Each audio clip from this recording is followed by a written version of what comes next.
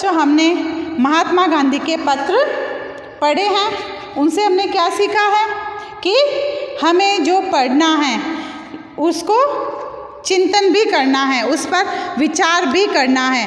यदि हमने उसे पढ़कर छोड़ दिया है तब तो हमारे लिए वह निरर्थक है, लेकिन यदि हमने उसको पढ़कर उस पर चिंतन कर लिया है तो ये हमारे लिए एक बहुत बड़ी बात होती है कि हमें कुछ नया सीखने को मिलेगा और फिर हम उसे अपने ही आचरण में उतारें।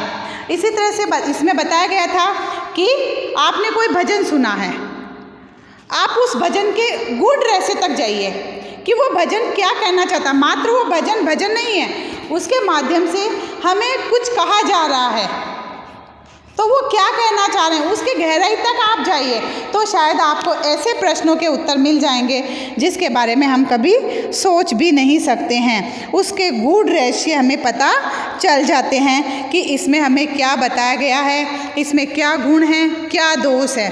तो उसके लिए सबसे पहले है कि हमने जो पढ़ा या सुना उस पर चिंतन और मनन जरूरी है। दूसरा इसमें बताया गया था, उठ जाग मुसाफिर बोर भई अब रेन कहाँ जो सोवत है। यहाँ उन प्राणियों के लिए कहा गया है ये शब्द जो कि लापरवाह है, आलसी है, असावधान है, उनके लिए कहा गया कि अब तो सवेरा हो गया, अब तो तुम उठो और अपने काम में लगो, अपने जीवन की दिशा तय करो कि आपको किस दिशा में जाना है, अपने जीवन का कुछ तो अर्थ निकालो कि हमें ये करना है। जब व्यक्ति अपने जीवन का सही अर्थ निकालेगा तब ही वह नित नया आनंद प्राप्त कर सकते हैं। यही हमने पढ़ा था। तो आज़ादी की लड़ाई में भाग लेने वाले स्वतंत्रता सेनानियों की सबसे बड़ी विशेषता ये थी कि वे अपना समय बिल्कुल भी नष्ट नहीं करते थे। वो हम लोगों को ही सीख नहीं देते थे, वो खुद भी ऐसे ही थे।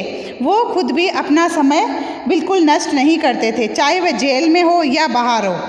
अपने उद्देश्य के लिए वे हर पल काम करते थे, मतलब हर समय वो लगे रहते थे, सुबह से लेकर शाम तक। और उनकी नींद भी बहुत कम होती थी, वो मात्र 5 या 6 घंटे नींद लेते थे। उसके अलावा सिर्फ वह अपने काम को ही अपना भगवान मानते थे। अनवरत लगन के साथ अपने उद्देश्य के लिए काम करना चाहिए, देश के विकास में योगदान देना चाहिए। हमें पूरी लगन के साथ काम करके देश में अपना योगदान भरपूर देना चाहिए और उसे पूरा करने के लिए जो काम हमने हाथ में लिया है उसे पूरा करने के लिए हमें दिन रात उसमें लग जाना चाहिए। तो ये हमने पढ़ा। आइए अब हम देखते हैं इसके प्रश्न उत्तर। निकालिए बच्चों पेज नंबर 76। प्रश्न उत्तर आप छोड़ दीजिए, इसका आपके पास PDF आ जाएगा। प्रश्न नंबर 2 देखिए आप। निम्नलिखित प्रश्नों के सही उत्तर पर सही और गलत का निशान लगाइए। जो लोग आलस्य की वजह से शिक्षा नहीं लेते हैं वे क्या कहे जाएंगे? आलसी, मूर्ख, महान, लापरवाह। मूर्ख।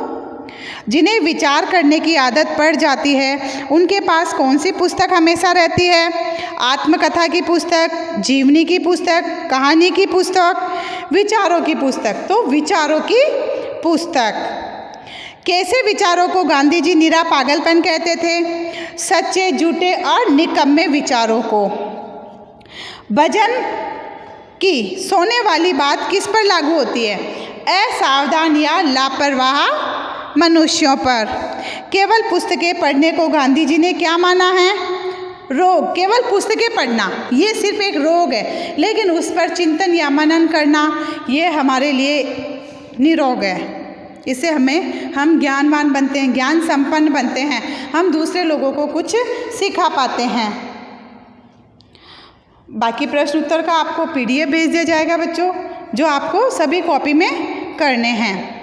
अंत में मैं आपसे यही कहूँगी, घर पर रहिए, सुरक्षित रहिए।